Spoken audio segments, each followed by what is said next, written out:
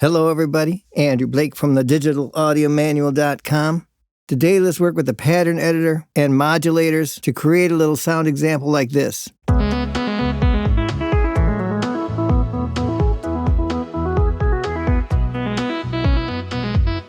You can come up with these musical ideas fairly quickly, and it's a lot of fun to put these together once you become familiar with the tools and techniques.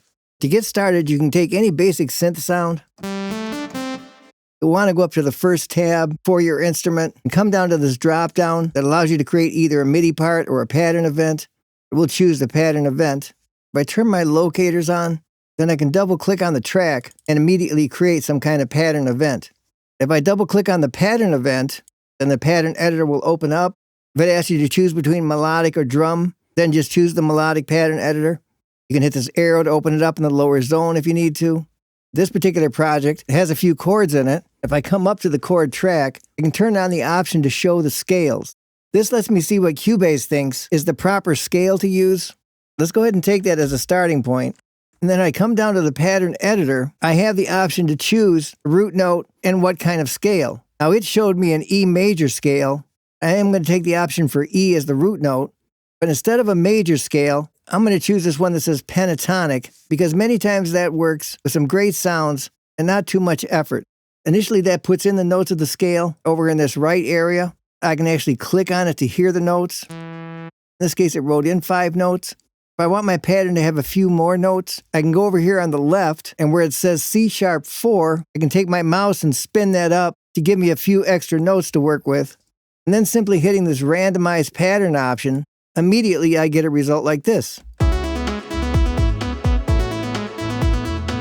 which is very pleasant to listen to, but the only problem is it becomes very repetitious very quickly. One way to overcome that and bring in some variety is to take this original pattern, just grab one of the handles and bring it down to the length of 1 bar.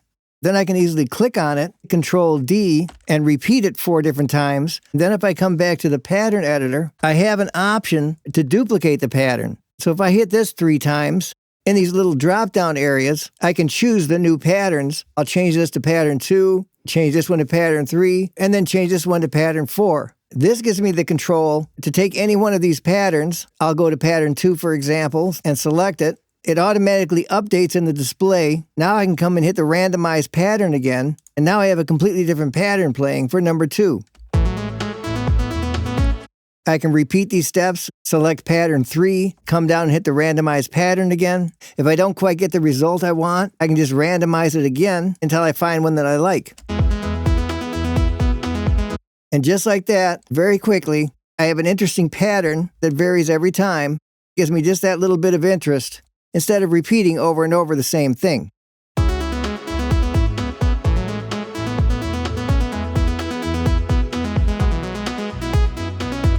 What about changing the overall tone? Let's add that new plugin, Underwater. Hit the E to open it up. You can see this big knob in the middle, and right now it's centered.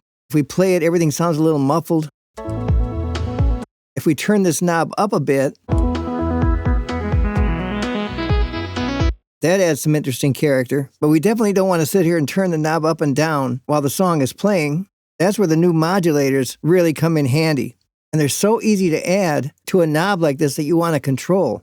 You can just right-click on this, come down the list to the option that says Modulators Assigned to a Modulator, tell it to add a modulator, and now we have so many to choose from. I'll just take the standard LFO, and immediately you can see all this action happening going back and forth on this knob.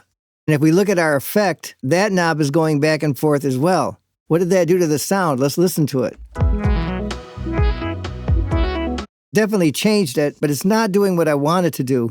Let me show you some tips on how you can take control of your modulators to get them to actually perform some kind of useful function.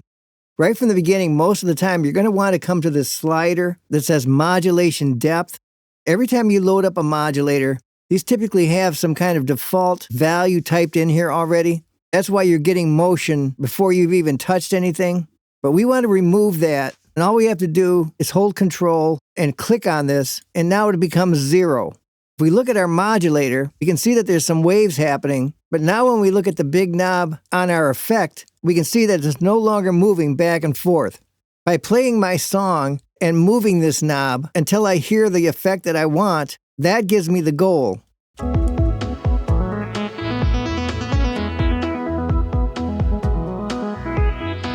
So that's really all I wanted to do. I wanted to start right here in the middle where it's at. I wanted to move up a little bit, kind of a quarter of the way, and then I wanted to come right back and return to where it started from. So how do I achieve that? The first thing to think about is, where do you want this knob to start from?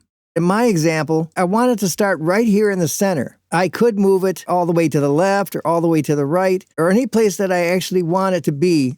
But that's an important decision to make, is where do you want this to be initially?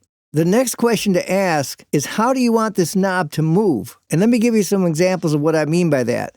Because I want it to move in only one direction from this place where it started from, that's where I want to make a change right here on this option that says Polarity. Right now it's set to Bipolar. What that means is the modulator is going to take this knob and not only move it forward like this, but it's also going to move it backwards. In other words, with the bipolar setting, wherever your center mark is, or your beginning point, the modulator is now going to turn that knob to the right of that setting and to the left of that setting. And that's why you're going to get this motion of going back and forth. On the other hand, if I choose to make this bipolar a unipolar setting, just clicking on it, that's going to tell my modulator to only turn my knob in one direction.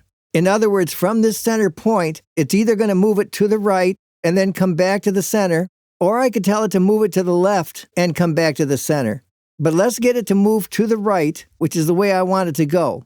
That's where we begin looking at this modulator depth. And if we begin moving this slider to the right, that in turn is going to move this knob to the right. So as I spin it, that's exactly what happens. The knob begins from the center point, and then it moves to the right. The question I have to ask myself is, how far to the right do I want this to go? Do I want it to move just a little bit? Do I want it to go the whole length of the knob? That depends on how far I move this. Because I only want to move it a quarter of the way, then I only move this slider just a little bit. But the next thing to think about is, how fast do I want this knob to move? Right now it's moving pretty quickly. That's where I come down to this note value and start changing this. Right now it says a half note. If I go to this list and I change it from a half note to a single note, now look how slowly this knob is moving. And I can take it even further than that. Say I want to move this to 2 bars. Now that knob is moving very slowly. I want it to move even slower than that. I'm going to take this option for 4 bars. Now it's going to be a very gradual move as it goes through the pattern. Let's hear that.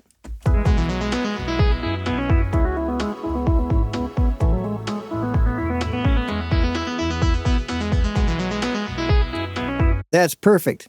And then the final thing I want to show you, when you're down here in the pattern area, over these lanes, or actually over the steps, you can right-click and you get this context menu, and there's just so many options to explore, ways you can change the amount of steps, lengths of the pattern, things that can bring all kinds of interest into what you've created.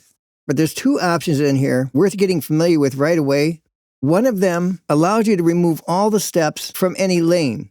So if you want to quickly remove all of these steps in this particular lane, you could highlight this, choose that option, and that would clear that out with one hit. Another great option, if you need to clear everything out and start over, you have this one that says remove all the steps from the pattern. So now you can begin creating a whole new pattern. As great as those are to get from this context menu, you can find them even quicker if you set up key commands, look in the key command window, and you actually have a category for the pattern editor. There are so many great options in here that you can choose and set up these quick key commands for. I've taken the ones to remove all the steps from the step lane or the pattern. So as I create these patterns, if I need to change something quick or start over, I can simply hit my key command and I'm right back to an empty pattern. Knowing how to use these various commands and the different options in your pattern editor and how to set up your modulators correctly will help you to produce musical ideas fast and easy, and you're going to have a lot of fun doing it, along with enjoying the results that you create. And if you're ready to get the most out of all the different tools that are in Cubase, be sure to click the link in the description of this video or stop by the digitalaudiomanual.com for more information. As always, it's great to have you here. Thanks for watching, and I will see you on the next video.